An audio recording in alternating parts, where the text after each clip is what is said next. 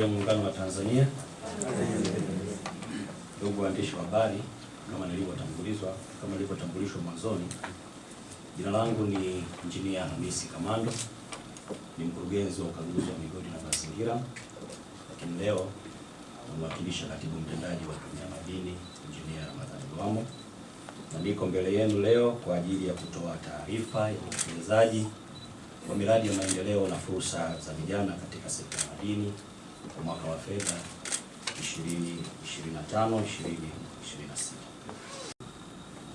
Ni kwa sababu kwanza ndiyo baada ya leo tunatoa fursa kwa vijana wenye umri wa miaka 18 nilivyosema mpaka miaka 45. Kwa nini sio 46 na kuendelea? Hao nao hawajaachwa, wapo, kwa sababu tumekuwa tukitoa hizo leseni kwa yoyote. Tunapotoa matangazo ya kwamba leseni hizi zimeachiwa, sasa tunazigawa kwa wachimbaji wadogo, kuna matangazo ambayo yanakuwa yanatoka. Kama mlisikia mwaka jana mwishoni Mbogwe kule walitangaza, lakini juzi tu last week kuna eneo jingine la Mwanza karibia na mgodi ule wa Sota, pia kuna maeneo, kuna fursa zinatangazwa za watu kwenda kuchukua leseni. Kwa kuchukua leseni ni yoyote tu ambaye anaweza akaenda akachukua leseni, lakini kwa nini tunaemphasize vijana? Kwa sababu sekta yenyewe tu, ukitaja sekta ya madini ambaye anaweza kwenda kufanya kule kwa kiwango kikubwa sana ni vijana. Kwa hiyo hao hawajaachwa, nao wana fursa kama walivyo wengine. Eneo la pili, umezungumzia swala la wachimbaji wadogo. Kwa nini wanakuwa wao ni wavumbuzi, lakini baadaye anakuwa anapewa mtu kutoka nje? Inategemea eneo hilo ambalo amelichimba, amekwenda kugundua hayo madini ni eneo gani. Nchi hii eneo kubwa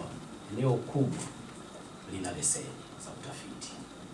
Sasa unaweza ukaenda ukaanza kuchimba ukayapata madini, lakini kumbe wakati unachimba eneo hilo tayari lina leseni ya utafiti au leseni ya uchimbaji.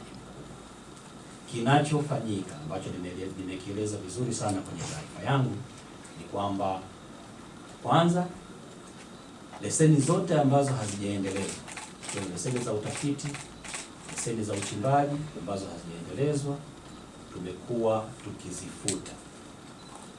Na leseni ngapi zimefutwa nimeeleza vizuri, zaidi ya 50 kitu kwa kipindi hiki cha kuanzia Julai mpaka mwezi Desemba 2025, na zikifutwa zinagawiwa kwa wachimbaji wadogo, hasa wadogo. Kwa hiyo na ikionekana kwamba kuna wachimbaji wengi wadogo wako pale, kinachofanyika ni kuwaelekeza kuomba ruhusa, kwa kizungu tunasema consent, ya mtu mwenye leseni, ili eneo lile ambalo kuna concentration kubwa ya wachimbaji wadogo na wanaendelea na kazi, basi tunawakatia hicho kipande, na ile eneo nyingine ambalo halijaguswa na wachimbaji wadogo inaendelea kufanyiwa kazi na mtu mwenye leseni. Lakini nirudie tena kwamba tunawaelekeza wachimbaji wadogo ambao wako hapo kuomba consent, kuomba ridhaa ya mwenye leseni, ili tuweze kuwakatia hicho kipande ambacho wanafanya, alafu eneo jingine lilobakia linaendelezwa na watu wamiliki wa leseni. Tunakushukuru sana kwa taarifa nzuri, lakini pia kupitia majibu tumeelewa kupata ufafanuzi wa masuala mbalimbali ambayo ndugu wanahabari wameuliza. Kwa hivyo kufikia hapa tumefikia mwisho wa mkutano wetu wa leo.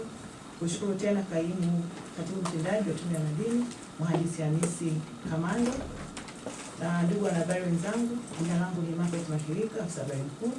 Ningependa kuwashukuru wote kwa kushiriki. Karibuni tena katika mkutano mwingine.